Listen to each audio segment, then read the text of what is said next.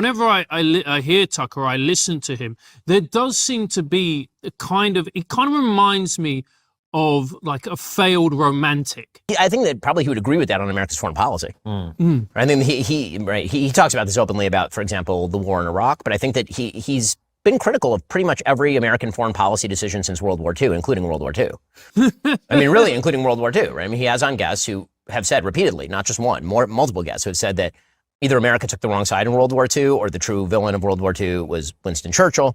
What's the source of all of the bad ideas that are growing and now dividing the political right? Take a look at this clip over here where Ben Shapiro is talking to Konstantin Kisin on the Trigonometry podcast. And they talk about what's going on in the political right and what some of the solutions might be. So we'll watch this clip together and then talk about it. But first, hit that subscribe button over there in the corner. We'd love to stay in touch. Check this out. We talked about Tucker, and one of the things is quite clear that, as you say, there's been a direction of travel change very significantly since he left Fox and started doing what he's doing. He's hosted a whole number of people that clearly are pushing a particular worldview. I think that's fair to say. What do you think he's up to with that? I don't like to attribute inauthenticity to people, so I will assume that it's reflective of his actual worldviews.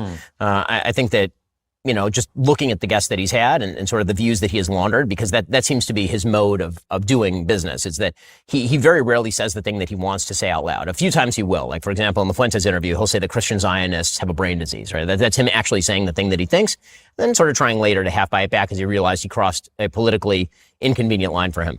I mean, all people I know personally who I've seen be seized by this brain virus, and they're not Jewish. Most of them are self-described Christians, and then the Christian Zionists who are, Christian Zionists. Like, what is that? Right. And I could just say for myself, I dislike them more than anybody. Because what? Because it's Christian heresy, and I'm offended by that as a Christian. But mostly what he does is he has on people, and then that's fascinating. That's very interesting. Now, of course, Tucker is perfectly capable of carrying out a very adversarial interview, as he did with, for example, Ted Cruz. And so pretending that he's not doing that thing is, I think, insulting to the intelligence. And the right would not accept it in any other context. If a reporter has on Kamala Harris and asks her 0 difficult questions except how brat she is, then we are rightly going to assume that reporter is pro-Kamala Harris, right? And is not doing their actual journalistic job, and you can sort of intuit views that way. Guest selection is definitely a big one. How you treat your guests is a big one. We can sort of intuit the views.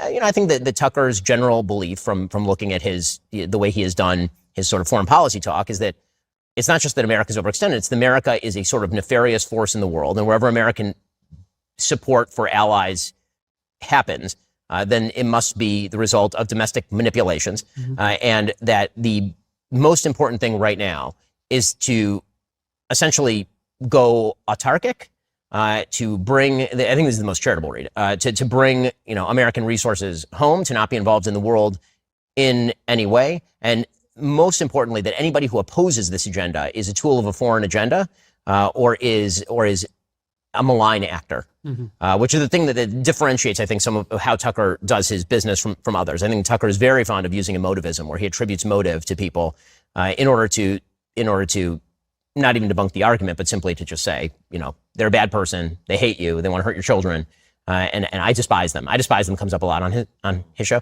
which I've always found kind of strange. Like, I don't know why that's an argument. Why are your feelings even sort of relevant to the point that you're making?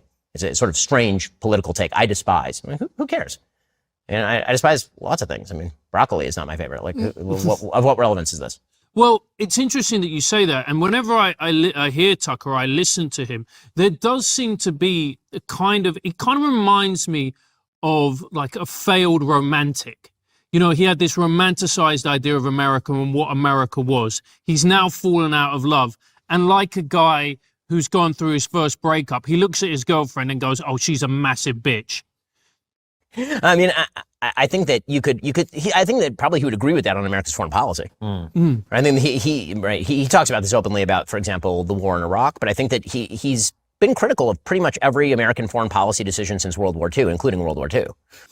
I mean, really, including World War II, right? I mean, he has on guests who have said repeatedly, not just one, multiple guests who have said that either America took the wrong side in World War II or the true villain of World War II was Winston Churchill. He himself has said, what did Churchill actually gain? Because now London is a terrible place, which is sort of like saying that there's litter in the streets of New York, therefore the Enlightenment was bad. It's like clearly he thinks something went fundamentally wrong with the West around the time that World War II happened.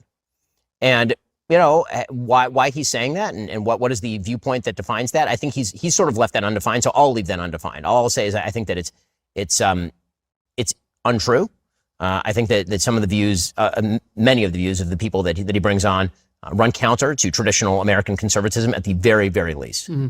Look, the brilliant thing about social media and podcasting is that there's no gatekeepers. The terrible thing about social media and podcasting is there's no gatekeepers. And when you look at people like Tucker and you look at people like Candace, when they were in large organizations and they had to report to people, there were guardrails and they couldn't go off the reservation. Whereas now they can go off the reservation and we've seen what's happened.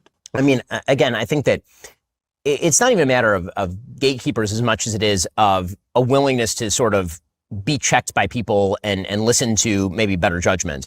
Because I think that there's a case to be made that many of the gatekeepers have sucked and getting rid of some of the gatekeepers was good. But I think that what is required of consumers of information now is significantly more than was required of consumers of information 15, 20 years ago. You have to be your own gatekeeper now. Yeah, and most people are not really good at that. It's not even a matter of qualification, it's just they're not very good at it. Because again, you're consuming information like a fire hose, and it's coming at you on social media from an algorithm that I think is quite perverse in places like X or on Reddit or wherever you are, TikTok. And so unless you are a very informed person to begin with, it's very difficult to know what sources to trust. And that's when you get into a bit of confirmation bias. And that's where we get back to sort of the original point that we were making, which is the people who pander most strongly to your sensibilities, which is that you have been wronged by some sort of conspiratorial coterie of people who are aiming to crush you underfoot. That's a very flattering idea, because then the idea is that you're not responsible for any of your own actions and that all solutions are just simple if only you had the power to implement them. And you also get incentivized to create this type of content, because the more of this kind of conspiratorial content, let's just call it that you make, the more likely people are to engage with it, because they're thinking to themselves, oh, this is interesting, this is dangerous, I want to hear what he's well, secret's being uncovered. Whenever Yeah. a secret is being uncovered, that's much more interesting than somebody saying, hey, there's no secret, everybody's bad at their job. which, by the way, is actually significantly more accurate. In virtually all circumstances, people are just not good at things who think they were going to be good at things, and then the results are bad. But it's much more sexy if you say, no, there's a nefarious secret. There's a group that meets in secret and they get together just to f you. Yeah. Right? That's flattering to your sense of self. It's flattering to your sense of the world. And now you're part of an informed group of people who really know the thing that nobody else knows. Well, that's very true. And I think another piece, and I wrote about this on my Substack, I don't know if you saw, but it was about what's happened to young men in particular over the last 10, 15 years, where we had this woke period where if you were a straight white man, there was dog shit, and then straight white men a lot of levels below that. And particularly for a generation who neither created a system where men may have had some advantage or white people may have had some advantage, nor benefited from that. If you were a 15-year-old Zoomer, you were being told the future's female, all men are trash, etc., while actually your life outcomes and the education system, which was overwhelmingly not favorable to people like you that you were going through, you can kind of see why they're angry and resentful. I mean, I totally agree why they're angry and resentful. And this, again, gets back to a point. Diagnosis is easy. Prognosis and cure is hard. Yeah. And so I totally agree that the sort of wokeism of the past 20 years has created, for example, the Fuentes movement. I mean, I talked about that openly on the show on Monday and in the piece that I wrote for the Wall Street Journal, is that basically the sort of woke left idea that white Christian men in particular were the scourge of the earth and thus had to be extirpated from public life, or at least disadvantaged in public life by the sort of Ibram X. Kendi. The only way to fix the injustices of the past is to engage in injustices in the present.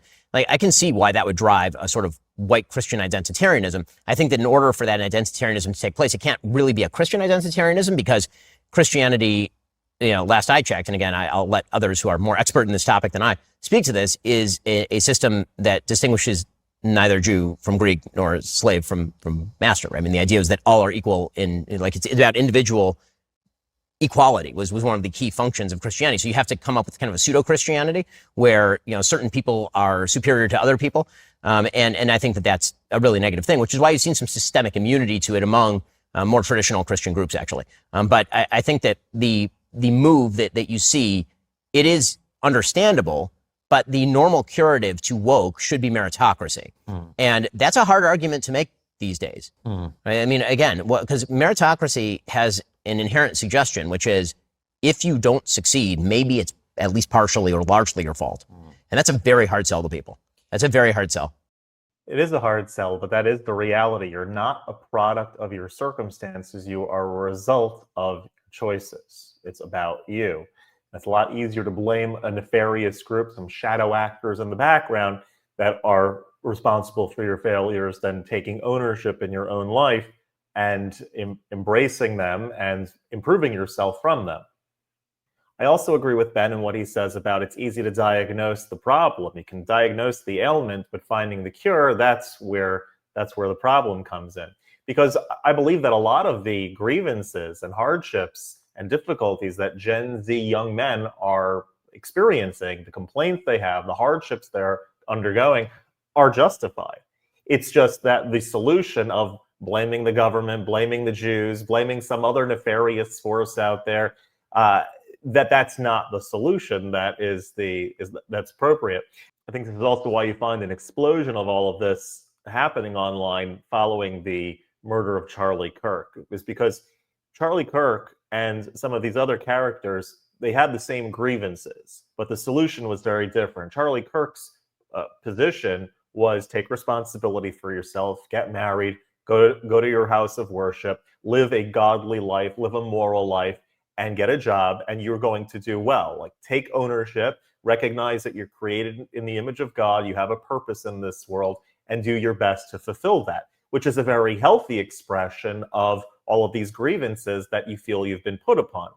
Some of the more nefarious actors that we're finding, rather than saying take ownership, they'll masquerade with Christianity, they'll masquerade in the form of religion, but it contains within it all sorts of rot and conspiracy theories and bad ideas about nefarious actors, and that you don't really have to take responsibility, because at the end of the day, there's nothing you can do, because all the nefarious actors out there are just going to keep you down. And so, again, the grievance is correct, but the solution not so correct. And I think getting back more in line with the sort of Charlie Kirk solution is definitely the way forward, and a way for all of these young men to correctly treat the ailment that they are facing. If you like this content overall, hit that subscribe button over there in the corner. We'd love to stay in touch. Take care.